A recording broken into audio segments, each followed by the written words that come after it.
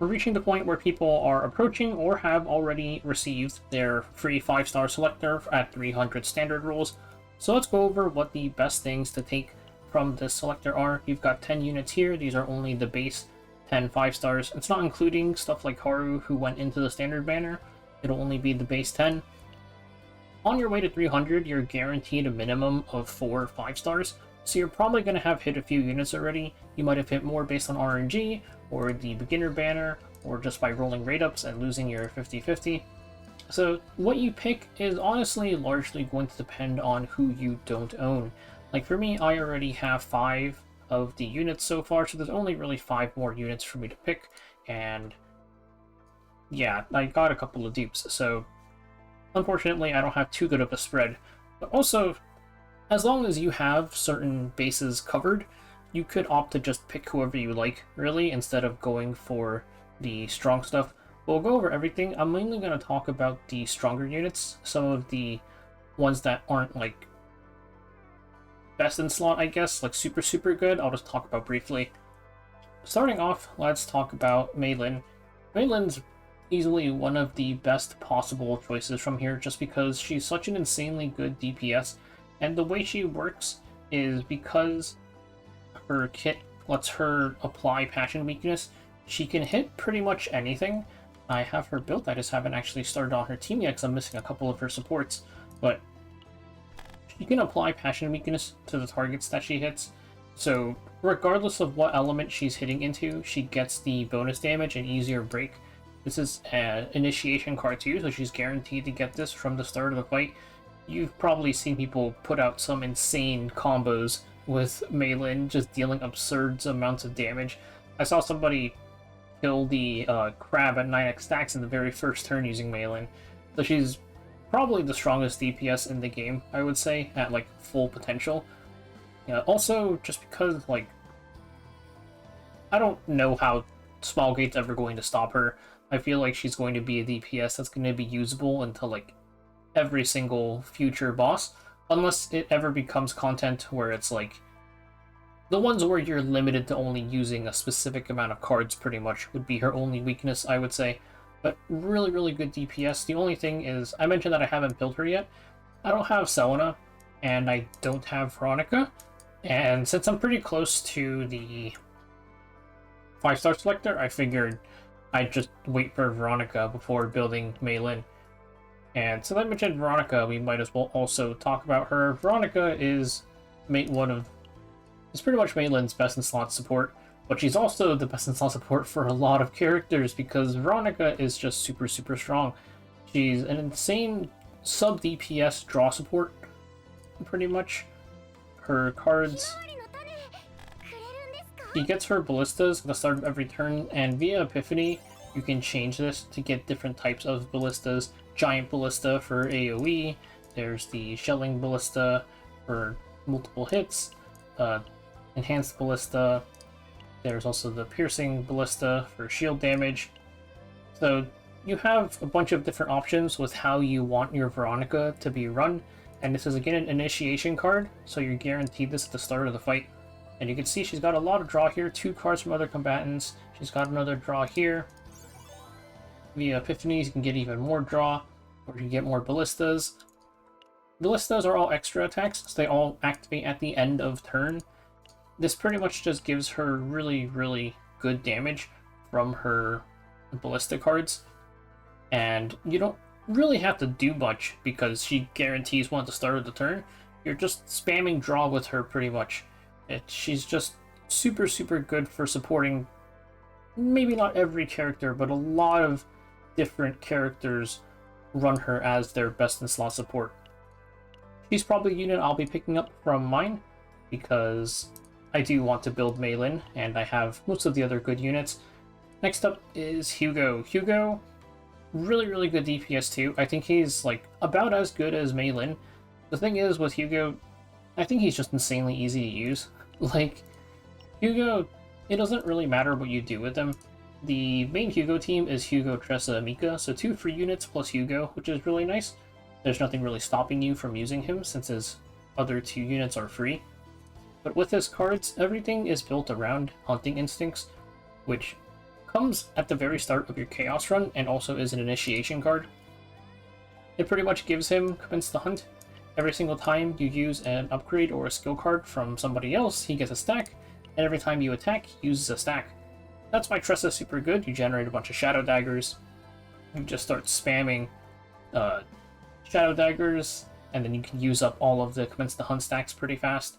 The other cards kind of just support his extra attack playstyle, boost the damage. This gives him more Commence the Hunt, more draw. This gives him more Commence the Hunt. So his playstyle, I would say, is really straightforward. It's just use skill cards and upgrades from other people and then attack.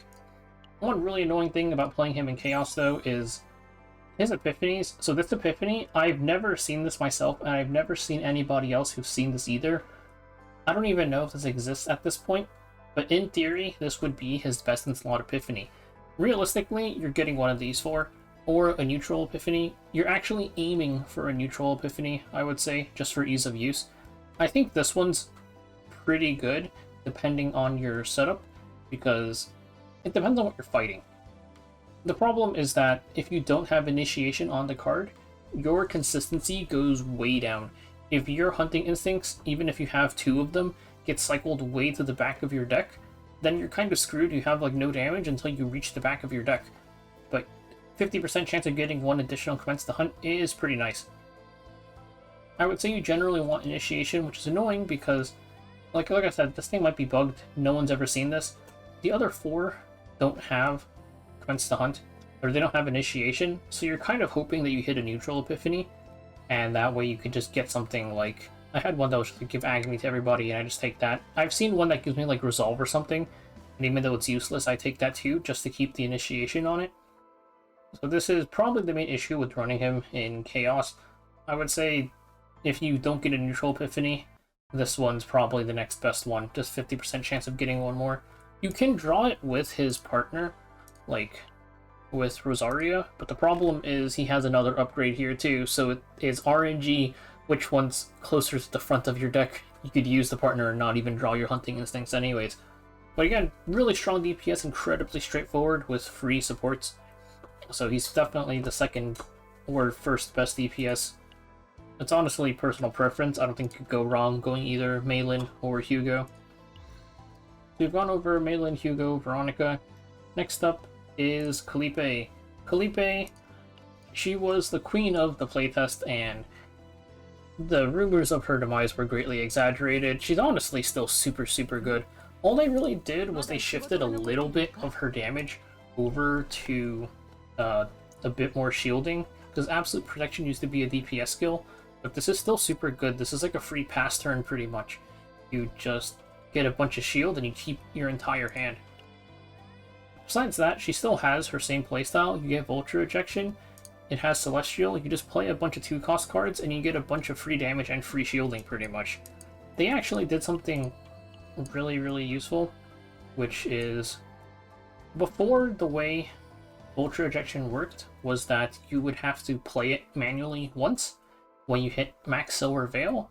Now that doesn't happen. Silver Veil is actually like a beneficial thing. You just get full defense-based damage. So you can just copy a bunch of Vulture Ejections, plus her Ego skill gives her one more Vulture Ejection, and you're just spamming it pretty much. She's kind of a cheat code for Chaos, because since she does both damage and shield, Khalipe plus Mika plus just about anything will clear Chaos for you. She's a really good like bussing character for just getting decks onto certain characters.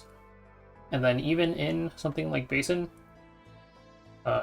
you can run her probably just by herself as a shielder. And because you only have one Mika, so you're gonna have to split it up.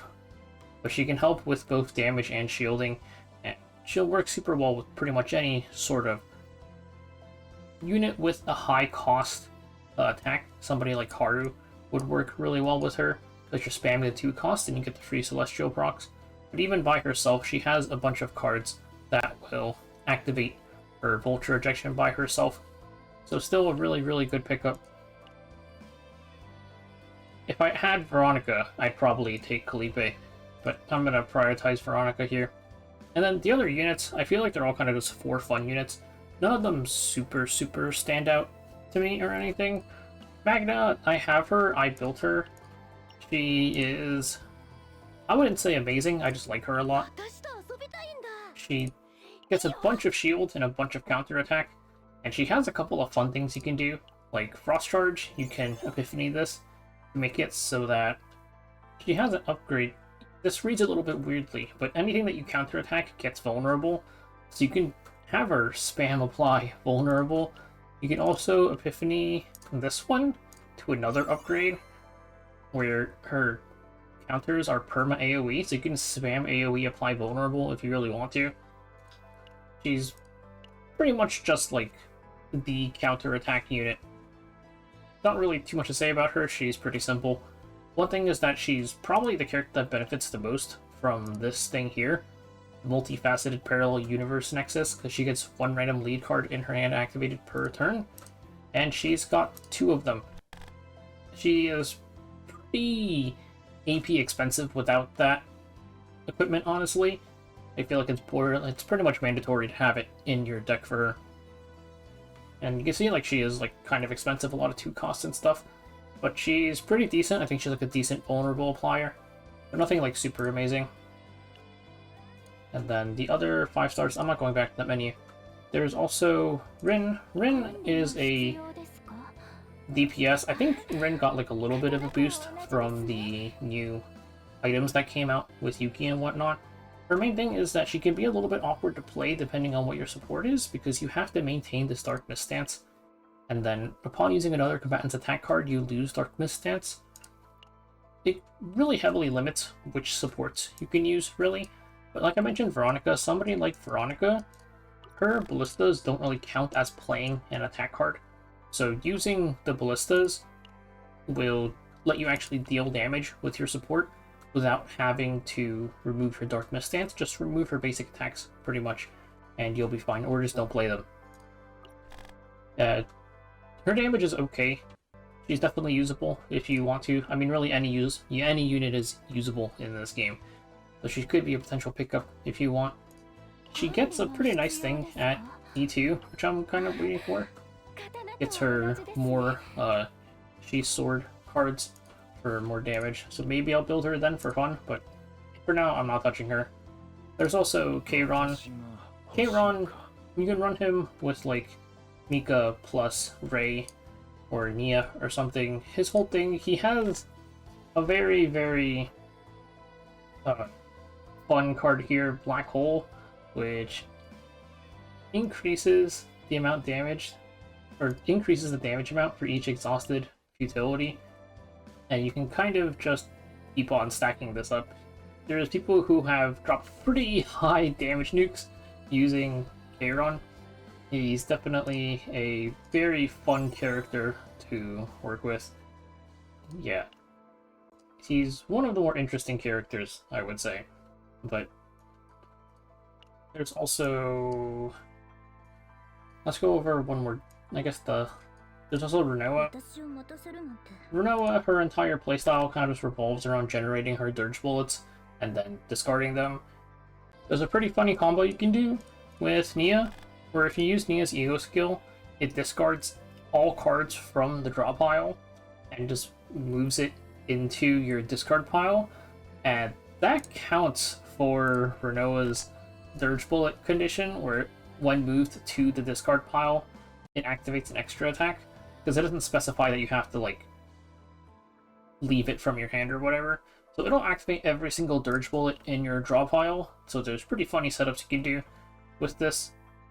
But she is kind of like specific to setup. You need to be generating a bunch of dirge bullets, pretty much is her entire playstyle.